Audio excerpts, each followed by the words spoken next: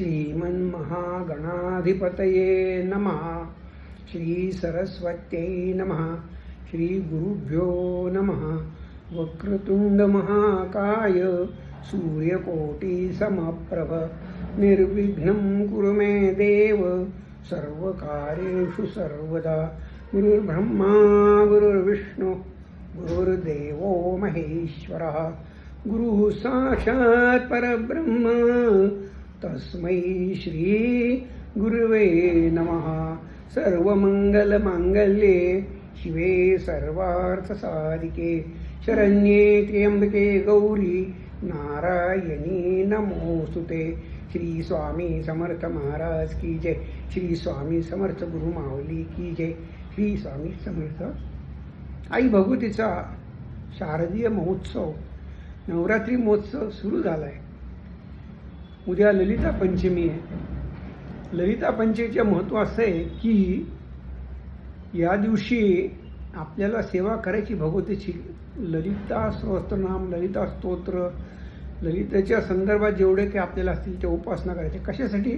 की आपण जेव्हा सप्तशती ग्रंथ वाचतो तेव्हा आपण कवच, अर्गला आणि किलक वाचतो. ह्या कवचामध्ये हृदये ललिता देवी म्हटलंय.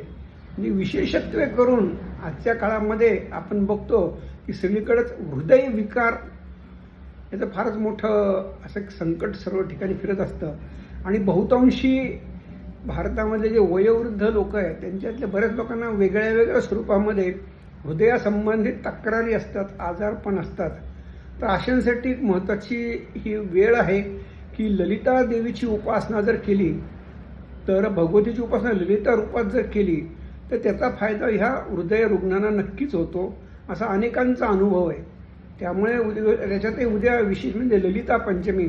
संपूर्ण वर्षभरामध्ये भगवतीचं ललिता रूपात विशेष उपासना करण्याचा दिवस.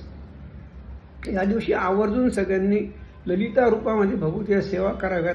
विशेषत करून ज्यांना हृदयासंबंधित विकार आहे त्यांनी तर अवश्य कराव्यात. त्यामध्ये ललिता स्तोत्रम असेल, ललिता पंचक असेल, ललिता हृदय स्तोत्र असेल, जे काय आपल्याला माहिती असतील, करता येत असतील ते सर्व प्रकारची सेवा कराव्यात. परमपूज्य गुरुमाऊली जे ते आपल्याला ज्या ललिता स्तोत्रम हे देखील आपल्या केंद्रामध्ये उपलब्ध आहे त्याचे देखील आपल्याला वाचन करायला सांगतात गरजेनुसार. आणि आपण पण आपल्या हृदयाच्या गरजेनुसार त्याची सेवा करू शकतो. त्याच्याशिवाय दुसरं म्हणजे शुद्ध पंचमी आहे. माता सरस्वतीची देखील विशेष उपासनेचा दिवस आहे. विशेषत्व करून ह्या दिवसाची आठवण कोणी ठेवायची आहे तर ज्या माता आहेत ज्यांचे बालक शिक्षण घेत आहेत. मग ते कुठले शिक्षण असेल, बालवाडीपासून तर PhD पर्यंत काय त्याचे पुढे मनुष्य आयुष्य विद्यार्थीच असतो.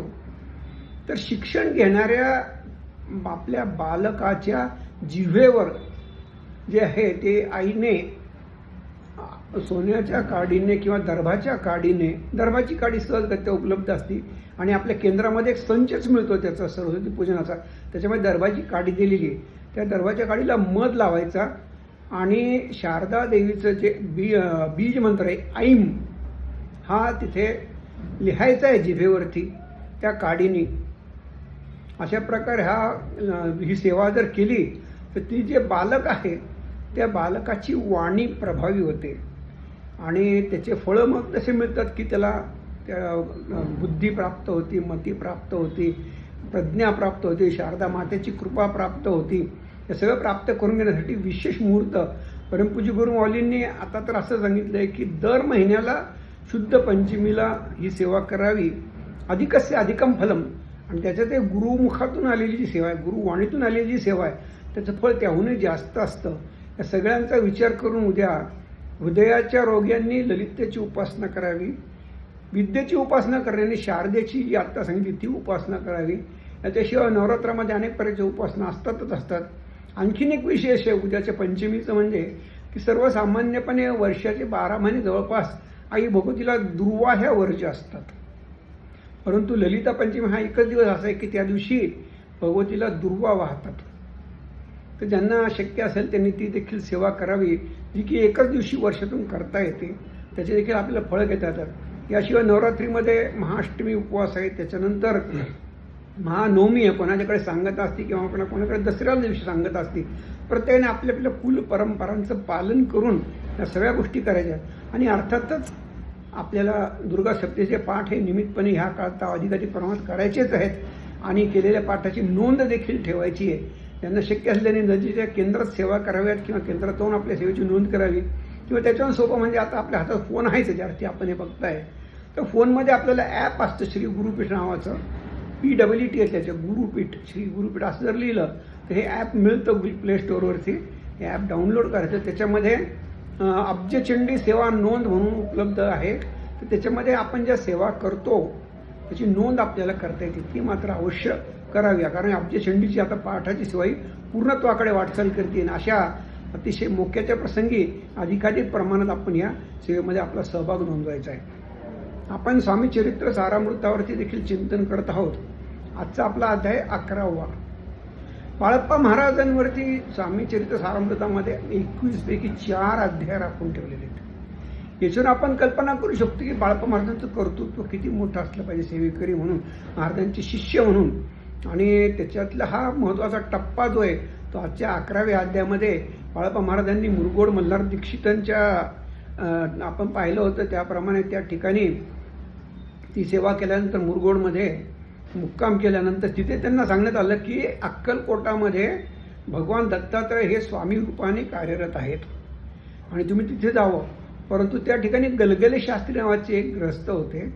त्यांनी बाळप्पा महाराजांना काय सांगितलं की ते सगळं खरं आहे, पण तुम्ही असं करा, त्याच्यापेक्षा तुम्ही गाणगापूरला जा आणि गाणगापूरला दत्त महाराज तुम्हाला जसं आज्ञा देतील, आदेश देतील त्यानुसार तुम्ही कर्म करावं.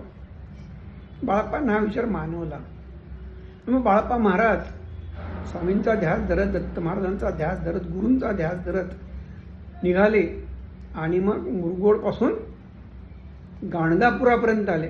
गाणगापुरात आल्यानंतर दारातच बाळप्पांनी लोटांगण घातलं, सपशेल शरणागती पत्करली आणि असे लोटांगण घालत घालतच निर्गुण पादुकांचं दर्शन घेतलं, संगमावर स्नान केलं आणि गाणगापुरामध्ये वास्तव्य करायला सुरुवात केली. या गंधर्वपुरामध्ये वास्तव्य करताना सारामृत वाचताना माझी एक गोष्ट लक्षात आलेली आहे की त्या ठिकाणी 2 श्लोकांमध्ये स्पष्टपणे सांगितलं की बाळप्पा महाराज त्या ठिकाणी 3 वेळेला स्नान करायचे रोज. सकाळी स्नान, दुपारी स्नान आणि संध्याकाळी स्नान. सकाळचं स्नान करायची, सेवा करायच्या. दुपारचं स्नान केल्यानंतर गावात यायचं, संगमावरून भिक्षा मागायची आणि पुन्हा ती भिक्षा झाल्यानंतर पुन्हा संगमातून पुन्हा आपलं जप अनुष्ठान सुरू ठेवायचं आणि जप अनुष्ठान झाल्यानंतर मग बाळप्पा पुन्हा स्नान करून संध्याकाळी मुक्कामी गावात जात होते. अशा प्रकारे त्यांचा दिनक्रम सुरू असताना बाळप्पांना प्रश्न पडला की अजून माझी सेवा पूर्णत्वाला का येत नाही. 1-2 महिने झाले आणि त्यांना चिंता वाटायला लागली की आपल्या सेवा फळाला कधी येतील, आपल्या गुरुची आपली सेवा कधी रुजू करून घेतील आणि आपल्याला गुरुदर्शनाचा जो ध्यास लागलेला आहे तो कधी पूर्णत्वाला येईल. एकदा त्यांना स्वप्नामध्ये 3 मूर्तीच्या रूपामध्ये भगवंतांनी दर्शन दिलं, गुरु महाराजांनी दर्शन दिलं आणि बाळप्पांना आनंद झाला, चला काहीतरी प्रगती आपली होती आहे.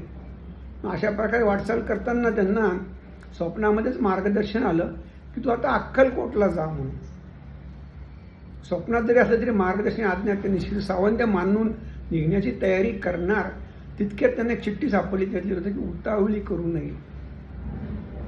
मग बाळप्पा महाराजांनी काय केली, ज्या सेवा आपल्या सुरू होत्या त्या चालूच ठेवल्या आणि त्या सेवा करता करता करता एक दिवस काय झालं की बाळप्पा स्नान करून बाहेर आले तर त्यांच्या वस्त्राच्या खाली त्यांना एक विंचू सापडला. वृश्चिक शब्द आलेला आहे स्वामी चरित्र सारामृतामध्ये. वृश्चिक म्हणजे विंचू. आता हा विंचू दिसणं म्हणजे शुभ संकेत मानला जातो. आणि मग बाळप्पा महाराज गावात आल्यानंतर त्यांनी जेव्हा भिक्षा केली तर त्यावेळेला त्यांना अतिशय चांगले चांगले पदार्थ त्या दिवशी भिक्षेमध्ये मिळाले आणि मग सगळे शुभ संकेत असं समजून बाळप्पा महाराजांनी गंधर्वपुरातनं गाणगापुरातनं बाहेर पडले आणि अक्कलकोटाच्या दिशेने वाटचाल सुरू केली. तो दिवस होता रामनवमीचा. आणि मग बाळप्पा महाराज वाटचाल करत करत करत अक्कलकोटामध्ये जेव्हा पोहोचले त्या दिवशी रामनवमीच्या सांगतेची दिवस होता. आणि ह्या अक्कलकोटामध्ये जेव्हा बाळप्पा महाराज पोहोचले तर त्यावेळेला तिथे त्यांना अनेक प्रकारच्या चांगले चांगले अनुभव आले. संपूर्ण आयुष्यच पुढे त्यांचं अक्कलकोटामध्ये कशा प्रकारे गेलं याची देखील आपल्याला सविस्तर माहिती घ्यायची आहे. ती आलेली त्याच्या पुढच्या अध्यायात. परंतु हे महत्त्वाचं गोष्ट आहे की 11व्या अध्यायाचं सार काय आहे. तर 11व्या अध्यायाचं सार हे की आपण ध्यास धरला तर आपल्याला गुरु मार्ग दाखवतात आणि त्या मार्गावरून चालत गेलं तर आपली प्रगती निश्चित आहे. या 2 गोष्टी आपल्याला ह्या 11व्या अध्यायातनं समजून घ्यायच्या आहेत. आणि त्यानुसार आपल्याला वाटचाल करायची. बाळाप्पा चरित्राला किती पैलू आहेत ते कोणी सांगू शकत नाही, पण त्याच्यातलं कोणताच बघू नये असं नाही. त्या पैलूवर मनन करावं, चिंतन करावं, वाचन करावं. आणि या प्रकारे आपण बाळाप्पा महाराजांनी जो एक प्रकारे आपल्यासमोर आदर्श ठेवलेला आहे की गुरुभक्ती कशी असावी, गुरुसेवा कशी असावी, त्यात अनन्य भाव कसा असावा, या सगळ्या गोष्टींचं एक का पॅकेज आता म्हणतं हे संपूर्ण बाळाप्पाच आहेत. बाळाप्पा महाराजांनी प्रपंचच केला आहे. इव्हन अक्कलकोटमध्ये खूप वर्ष राहिल्यानंतर देखील बाळाप्पा महाराजांनी तिथे लोकांनी विचारायचे की बाळाप्पाला काही स्वामी कुटुंब परिवार आहे का नाही. तर स्वामींनी त्याचं उत्तर दिलं होतं लोकांना, गंगा भागीरथी म्हणून. आता त्याच्यामधलं एक त्यांच्या धर्मपत्नीचं नाव आहे, एक त्यांच्या मातोश्रींचं नाव आहे. आणि अक्कलकोटामध्ये खूप दिवस राहिल्याच्या नंतर कालांतराने बाळाप्पा महाराजांच्या पत्नी आणि मातोश्री ह्या देखील अक्कलकोटामध्ये आलेल्या आहेत. प्रपंच सगळेजण करतो, पण बाळाप्पांनी पण केलाच केला. आणखीन एक त्याचं उदाहरण आलेलं आहे स्वामी चरित्रामध्ये की बाळाप्पा महाराज आणि चोळप्पा महाराज यांच्यामध्ये नंतर सोयरीक देखील झालेली आहे. बाळाप्पाचे नातू आणि चोळप्पाचे नातवंड जे आहेत यांच्यामध्ये विवाह संबंध म्हणजे सोयरीक संबंध देखील आलेला आहे. म्हणजे प्रपंच त्यांनी सर्वार्थाने केला. प्रपंच आणि परमार्थ तिने सुगम मजला की असंच स्वामी चरित्र सारांशात सांगितलंय. आणि त्याचं सगळ्यात सुंदर उदाहरण म्हणजे बाळाप्पा महाराज. कोणत्याही दृष्टीने बघा, भक्तीत बघा, भाव बघा, अनन्य बघा, गुरुनिष्ठा बघा, ज्या पैलूतून बघायला त्या पैलूतून बाळाप्पा महाराजांचं सुंदर आहे. त्याच्यावर जेवढं चिंतन मनन करतो तेवढं कमी आहे. आज वाणीला विराम देण्यापूर्वी एकच विनंती करतो की साधी सोपी स्वामी सेवा हे जे फेसबुक पेज आहे याला आपण लाईक करावं, फॉलो करावं. आपल्या काही सूचना असतील तर त्या आपण कॉमेंट्समध्ये लिहाव्यात आणि शेअर मात्र अवश्य करावं.